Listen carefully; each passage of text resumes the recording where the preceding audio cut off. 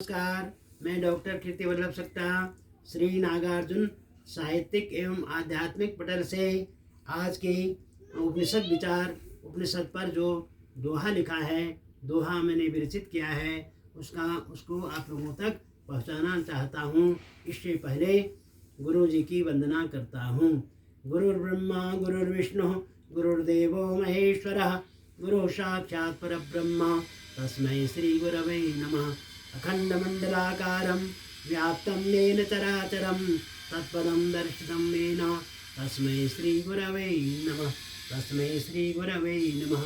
आज की ये 10वीं ऋचा है अन्य देवाहुर्विद्या निदाहुरविद्या इति शुश्रुम धीराणाम एनस्तद विचचक्षिरे। यानी कि विद्या देवोपासना से अन्य पृथक ही फल आहु कहा गया है। अविद्या शास्त्रीय सत्कर्म का अन्य देव अन्य ही पृथक ही फल आहु दर्शाया गया है। किसने कहा इति?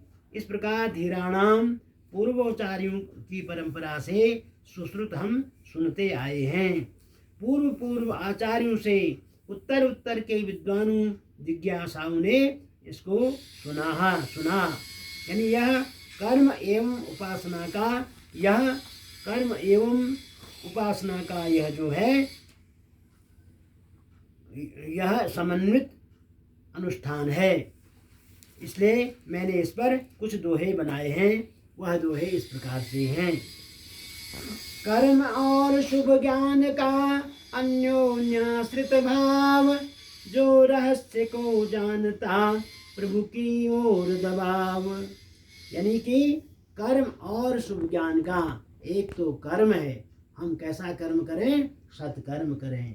और ज्ञान कैसा होना चाहिए? शुभ ज्ञान, जो ईश्वर की तरफ ले जावे। इसका क्या है? अन्योन्याश्रित भाव है, एक दूसरे के पूरक हैं। जो रहस्य को जानता, जो इस रहस्य को जानता है कि मैंने कैसा कर्म करना चाहिए, किस कर्म को करने से मेरी सांसारिक उन्नति होगी और पारमार्थिक उन्नति होगी, जो ऐसा सोचता है वह उसका दबाव प्रभु की ओर, उसका एक चरण प्रभु की ओर जाता है। इस प्रकार से निरंतर वह अपने कर्मों को सोचता है कि मैंने शुभ कर्म करने चाहिए, तो अवश्य उसे परमात्मा की प्राप्ति होती है। तत्व ज्ञान की साधना नहीं सरल यह मान, बड़े बड़े ज्ञानी यहाँ हो जाते हैरान। जो तत्व ज्ञान है वह ईश्वर क्या है, वह आत्म तत्व क्या है, इसकी साधना जो है सरल नहीं है, हमारे बस की, यानी कि मनुष्यों के बस की है। तब है जब हम अपने कर्म को जानते हैं। तत्व ज्ञान की साधना नहीं सरल यह मान। यानी मैंने कह दिया, ऐसा दोहा बना दिया कि क्या मैं तत्व जानता हूँ? मैं तो अभी तो कुछ भी नहीं जानता हूँ। यानी कि तत्व ज्ञान की साधना ही सबसे कठिन है। बड़े बड़े ज्ञानी यहाँ हो जाते हैरान। बड़े बड़े जो ज्ञानी हैं वे भी उस परम पद, उस तत्व की प्राप्ति को प्राप्त नहीं कर पाते हैं। देती है विद्या सुधा बतलाती पथ ज्ञान, कर्म प्रतिष्ठा ही यहाँ देती जग पहचान। देती है विद्या सुधा, लेकिन जब हम कर्म करते हैं और ज्ञान की प्राप्ति की ओर जाते हैं, ऐसी विद्या का अध्ययन करते हैं, जैसा कि पहली ऋचा में आया था कि विद्या से ही उस अमृत की प्राप्ति होती है। देती है विद्या सुधा, यानी कि वही विद्या, वही ज्ञान की उपासना से रूपी जो विद्या है वह हमें सुधा देती है, अमृत देती है। देती है विद्या सुधा बतलाती पथ ज्ञान, और उस ईश्वर की ओर मार्ग के चलने, ईश्वर से मिलने का मार्ग हमें वह विद्या बताती है।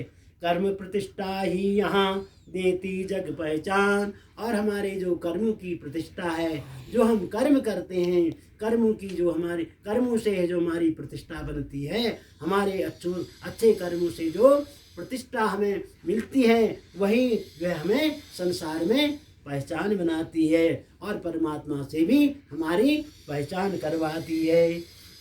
उस विद्या को जानना नहीं सरल सा काम, कई जन्म जब प्राप्त हों तब मिलते हैं राम। उस विद्या को प्राप्त करना यानी उस तत्व को प्राप्त करना, उस पर ब्रह्म की ओर जाने की जो विद्या है उसको प्राप्त करना सरल काम नहीं है। बड़े भाग्य से, जैसा कि बड़े भाग्य मानस तन पावा, यानी कि बड़े मनुष्य, बड़ी भगवान की कृपा से मनुष्य योनि मिलती है। उस मनुष्य योनि में बहुत ही कठिन साधना करनी पड़ती है। उस विद्या को जानना सरल नहीं है काम, यानी सरल काम नहीं है। जन्म